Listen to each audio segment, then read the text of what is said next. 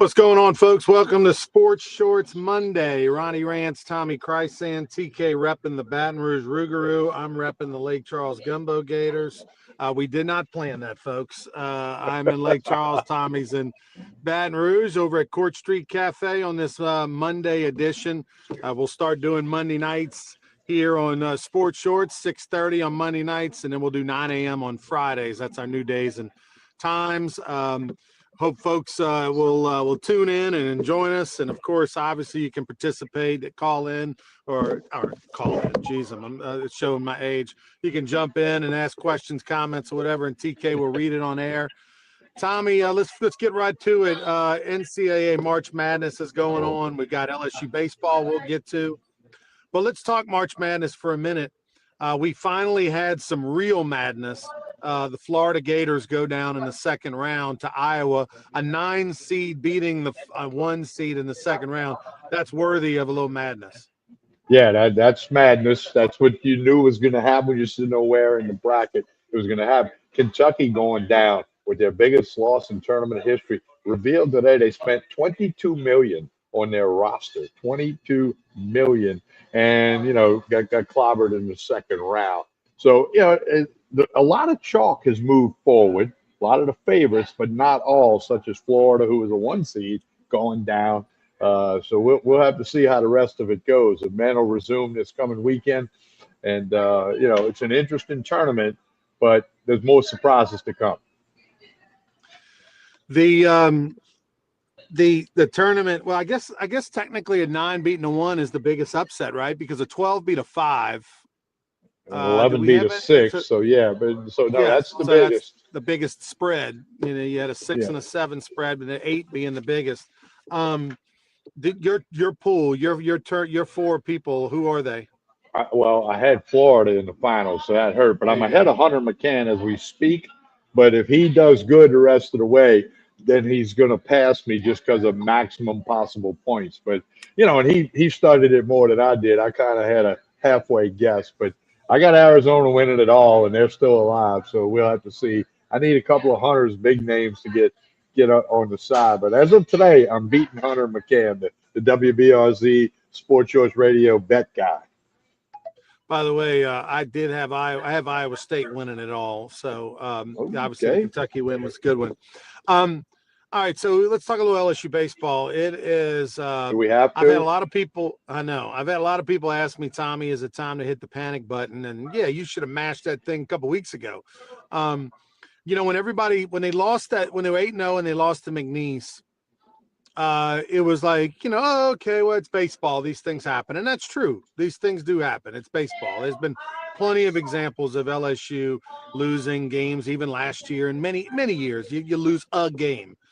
But then when they rolled that into Dartmouth and Northeastern, and then it just kept going, Sacramento State and Vandy and et cetera, it's now a thing. Like, this is a real panic moment, TK. Yeah, it really is. And Ronnie, I'm going to use your term. I've been using it. I got some of my friends using it. Coin flip. That's what you get with LSU. I don't care if you're talking about at the plate. I don't care if you're talking about on the mound. I don't care if you're talking about defense. You're talking about base running.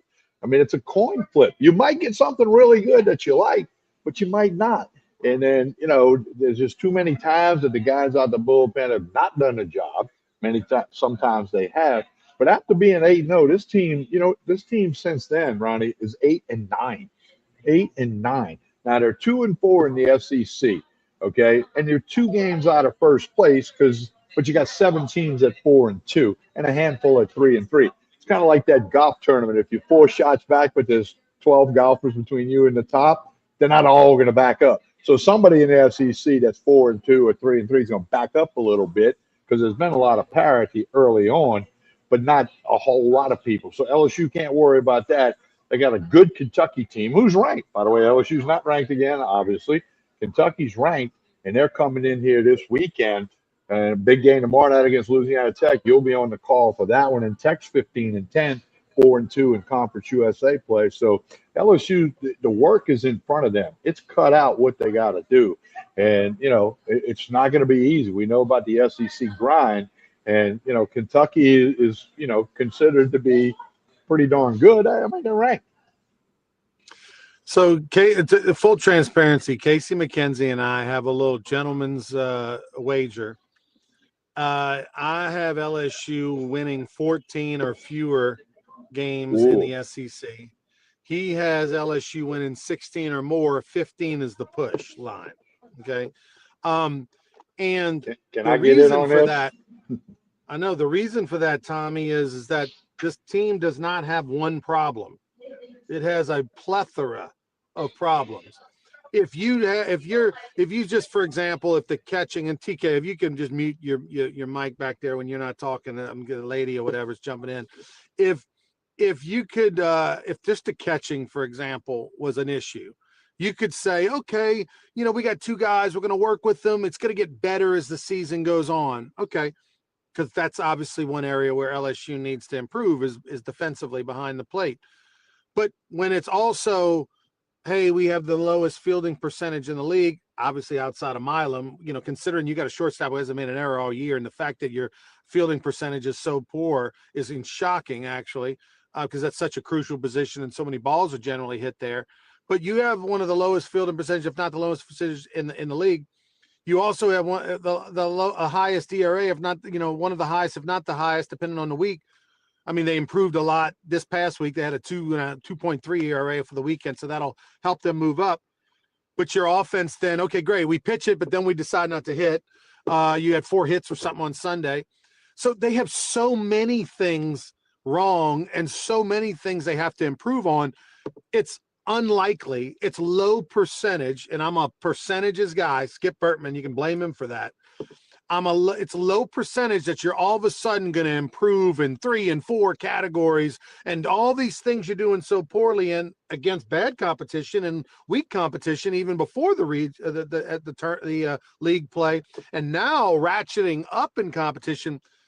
You're just looking through your purple and gold glasses. I hope I'm wrong. I hope this is the most amazing turnaround ever. And look, you're right.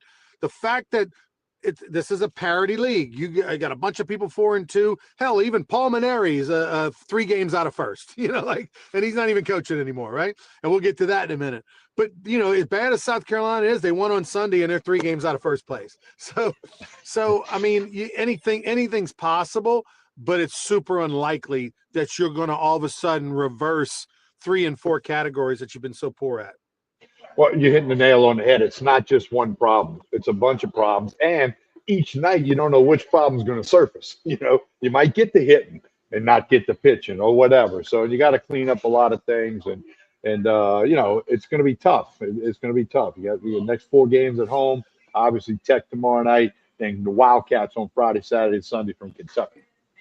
A couple of things. Obviously, Moore, their Saturday starter. Cooper Moore will according to Jay Johnson, he will miss a few starts, whatever that is. But here's the thing, whether he misses 1 start or whether he misses the rest of the season, this is a bad thing, because let's say he only misses 1 start, Tommy. Whenever he comes back, he's going to be on a super limited, basis. The first sign of a grimace, the first pitch count, I mean, probably not going to go more than 3 or 4 the first time out. This is going to set LSU back. They do not have tremendous depth on the mound. I feel like they've made some positive steps with a couple of guys out of that bullpen, but they don't have enough consistency and enough depth to overcome one of their top 3 pitchers being out for any extended period of time.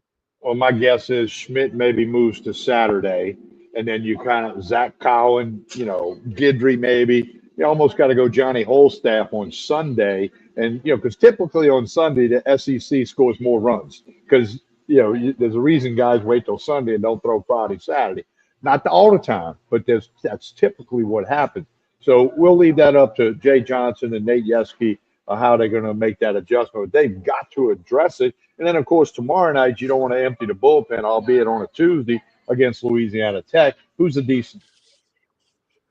I think, Tommy, that you will definitely, if it's either going to be Cowan or Guidry out, to start on Sunday, whoever you don't use, right? I mean, if you don't use Cowan, excuse me, use them, start them on Sunday. If you use them, start Guidry. I would go in that order, just based on who's hot.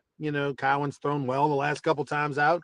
Guidry's had moments, but not consistent enough. I think he's kind of coming. I think Guidry's kind of a guy who comes in and he right off the bat does a good job, but it looks like the more he extends, the less effective he is. So as Velo dropped a bunch the other day. When Guidry was out there after 2+ innings, and Velo went down a pretty good bit. And the other thing, other teams, they have the book on these pitchers now. They have the book on the hitters, and that's playing into this as well because all teams got good coaching staffs. They got guys that know what they're doing, and they can figure out a plan of attack or a plan of approach or how to get guys out. Don't let Jake Brown beat you, but everybody else in the lineup, you can get them out. Yeah, this is going to require some people giving them some extraordinary, efforts. The concern is that, okay, great. This past weekend, you feel decent about yourself. Your team, your ERA is a 2.3, and then the bats go extremely cold. And it's like a football team, in one game you score a lot of points, defense gives up more. One day defense is great, don't score enough. It's kind of like what LSU is right now. You pitch, but you don't hit, or you hit, you don't pitch, or maybe the fielding lets you down. So they've got Kentucky this weekend. Look, none of them are easy. I mean, I think outside of South Carolina in May, that's really the only series where you can go, okay, we got that one. And then the question becomes, can you sweep South Carolina? Because you'd feel bad if you only beat them 2 out of 3. Speaking of South Carolina, Paul Mainieri, I don't know if he's back home as we speak, but Paul Mainieri let go Saturday morning just before noon. We were on air on Sports Church Radio when the news broke around 11:50 a.m. Not a surprise at all that he was fired, and I thought he wasn't going to make the season. When February 28th, I saw 20 protesters outside the stadium with "Fire Paul Mainieri" signs. I've never seen anything like that in my life in college baseball. And it's not deserved, but the fact that happened, and then the attendance has been abysmal this year and less interest. And then they got beat 22-6 in 7 innings on Friday night. I kind of thought, okay, one time when I saw the score 17-0 against Arkansas on Friday night at home, I was like, okay, well, he's going to get let go on Monday. They didn't even wait till Monday to let him go on Saturday. I feel bad for him because this will taint his legacy a little bit, but at the same time, I would have done the same thing because he's getting paid $5.2 million to taint his legacy. Well, he was 6-28 in SEC play at Carolina, and of course, his opening press conference resurfaced where he said, "We're not that far away. A couple of pieces to the puzzle. The university's made the commitment to the portal and the NIL. We can get there." Well, 6-28 is not getting there, and I don't even know who the 6 wins were against. And he might not either. But no, when I saw us 22-6, I'm like you. Monday's not going to be a fun day for Mainieri. Turned out Saturday morning was not a fun day, and he wore it. He said he takes full responsibility, and right now it's better that somebody else takes over that program. He'll be back at the U Club playing golf in Baton Rouge before long.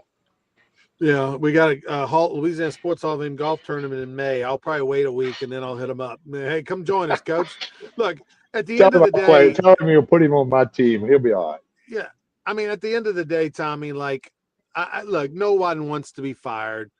I'm this is the only time in his whole coaching career that he had back-to-back years like this. I mean, the guy's been a great coach everywhere he's been. He's won everywhere he's been. That part I feel bad for him about, but I go back to the debate we had on the radio show the other day on the Sports Short Saturday mornings, 10 to noon, and that is, if he'd have known ahead of time, if they'd have told Paul Mainieri, you're going to go to South Carolina, you're going to get fired halfway through your second year, here's $5.2 million, would he have taken it? Absolutely. Well, I don't know if it's absolutely because he's got a lot more money than you and I have, but I would say that for me personally, I mean, like reputation is overrated. You know what I mean? Like, your legacy and all that is overrated. So I don't know. I know I would have said, yes, sign me up. My skin is thick enough to where I could wear it for, being a little embarrassed for a few months.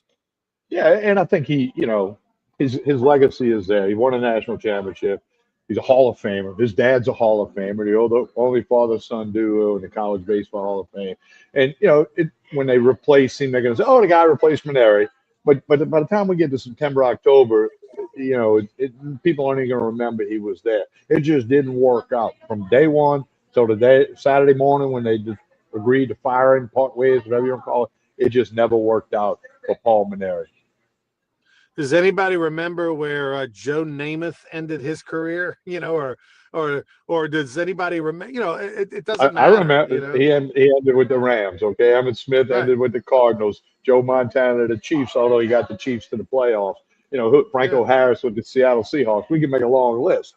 But and baseball. Bill Belichick with the North Carolina Tar Heels. Yeah, that'll be the next one they go. But hey, I'm like you. It is what it is. He'll sting for a little while, and then he'll move on. He'll be at an LSU game, not soon, but he won't be there when South Carolina comes to town later this year. But he'll be there. Getting back to LSU baseball for a minute, one bright spot: Omar Cerna Jr. Batted .400 last week in 4 games for the Tigers. Going back, I think the last 7 games, he's hitting like .360 or something with 3 homers. That's a nice surprise. As a true freshman, you don't. Here we are, just halfway past March, when it seems like it's kind of clicked for him. Yeah, I agree. And like Coach Jay Johnson said, I got to find a way to get him in the lineup. Put him at first because York's struggling. He can't hit a breaking ball, So, I think you're going to see Cerna in the lineup a whole lot more, either catcher, first base, or DH. They're going to put him in there until he plays himself out of there. That's what's going to happen or not happen. Yeah, I mean, look, he catching wise, Aaron Beatty is definitely, a little further ahead. Aaron Beatty is further ahead defensively, but offensively, Cerna seems very comfortable. He's got tremendous power. And right now, I think you got to DH him. You have to DH him. They played him a little bit at first. You could tell he didn't really know where to go sometimes when a ball hit to the outfield, as far as whether he was a cutoff or where to be on the field. But look, that's easy. You can get that coached up, one day. Just just have a little boot camp over there. But right now, he gives you some flexibility and options in your offense that you don't have a lot of. What you need is bat in there because of the coin flip at the plate we've been experiencing for 9, 10, 11 games now or more. So, you got to defer to Jay Johnson. He's won 2 of the last 3 national championships, and I'm sure it's driving him crazy. But it's up to him to figure it out and put a lineup out there that can give you the best chance to win, and hope that the coin flip comes up your way more than not. Tomorrow night, LSU, Louisiana Tech. I'll be on the call with Lynn Rollins. By the way, Zeb Ruddle, former LSU player, former Baton Rouge Rougarou player who plays for Louisiana Tech.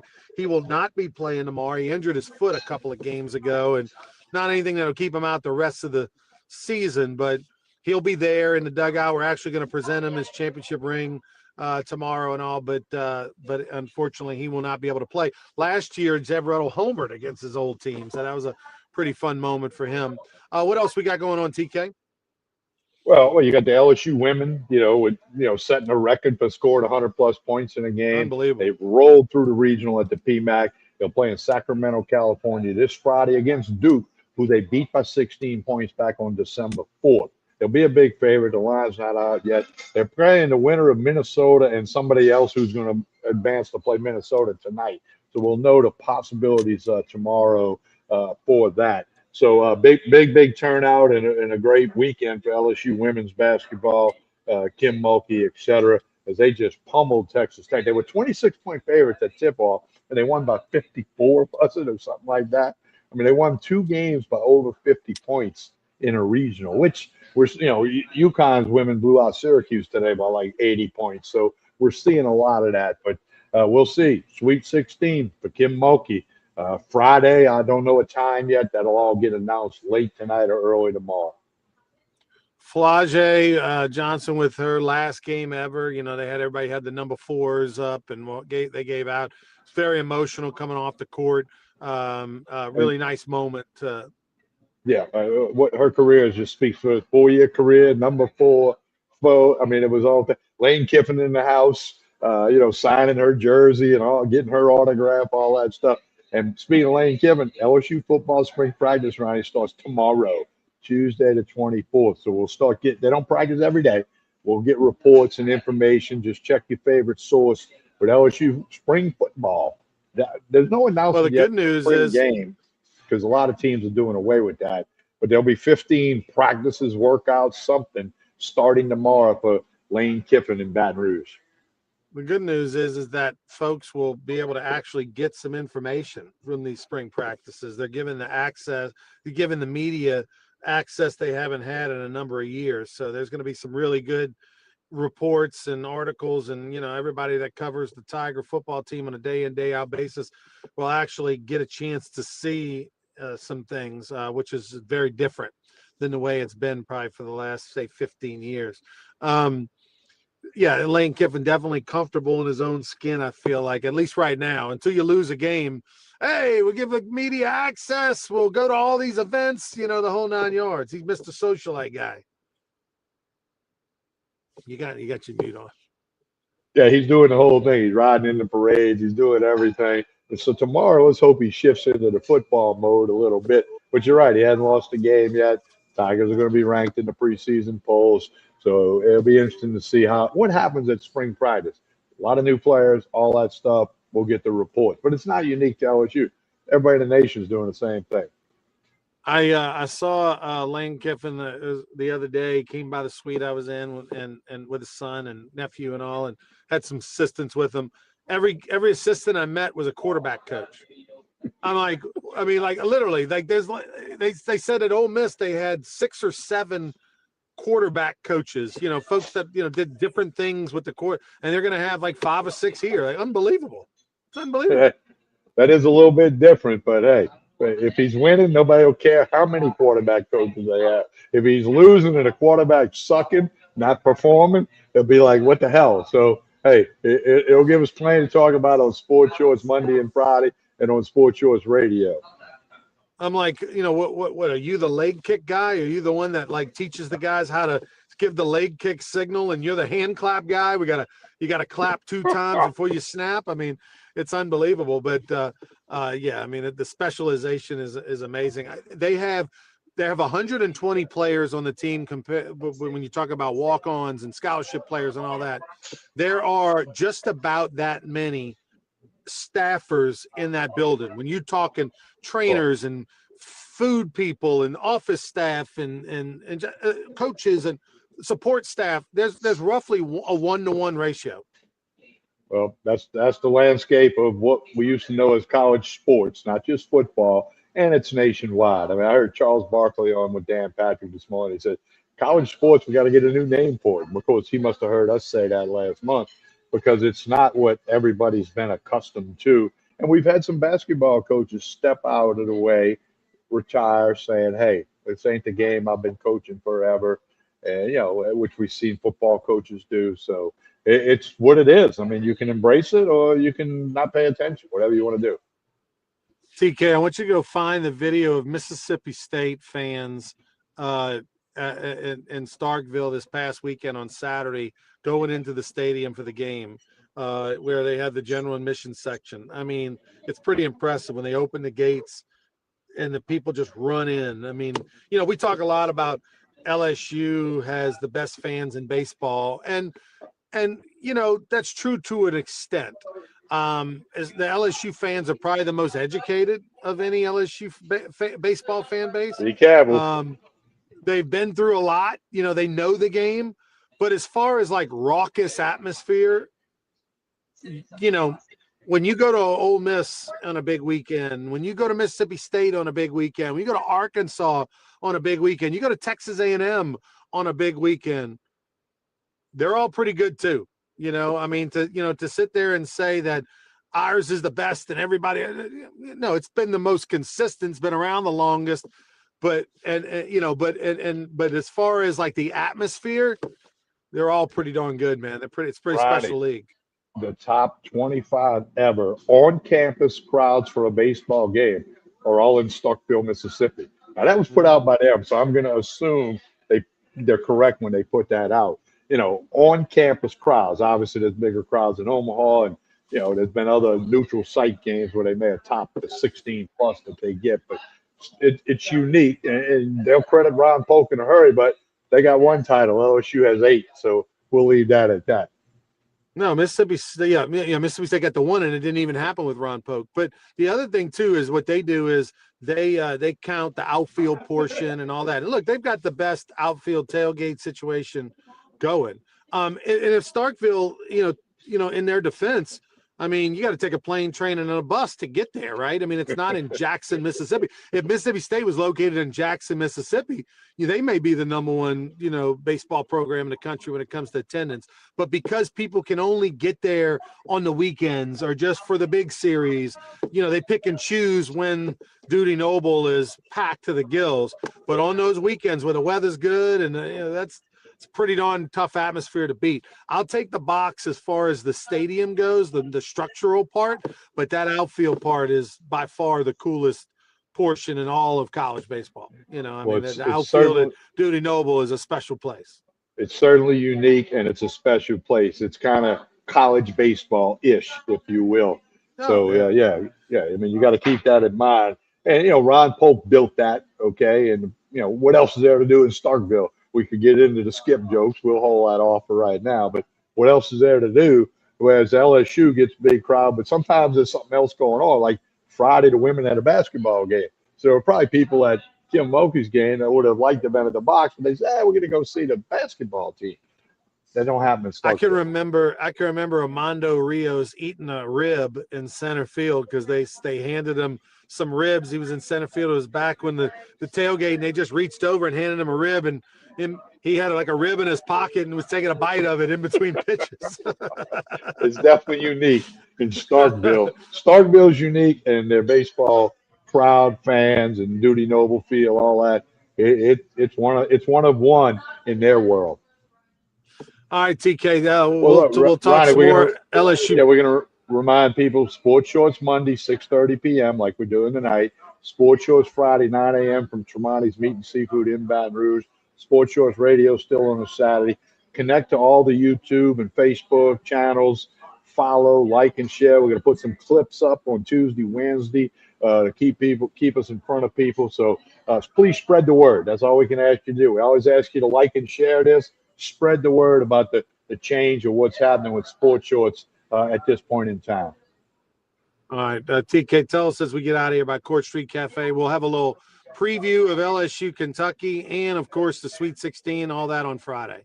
Now, Ronnie, we had one of the listeners, Sydney, wrote in one note if you were going to do a dinner review instead of a sandwich review because we're at night. Well, let me just tell you, I got here a little early.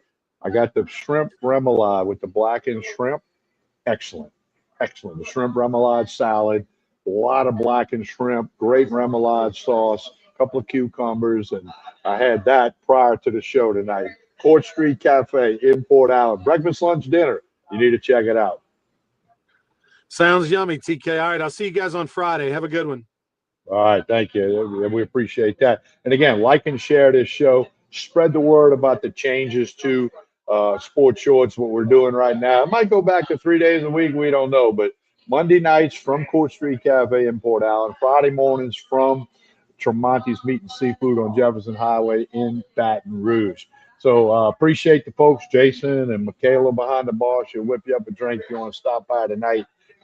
She's here every Monday night at Court Street Cafe in Port Allen. Have a great rest of the week, everyone. We will talk to you Friday morning. Thank you for watching.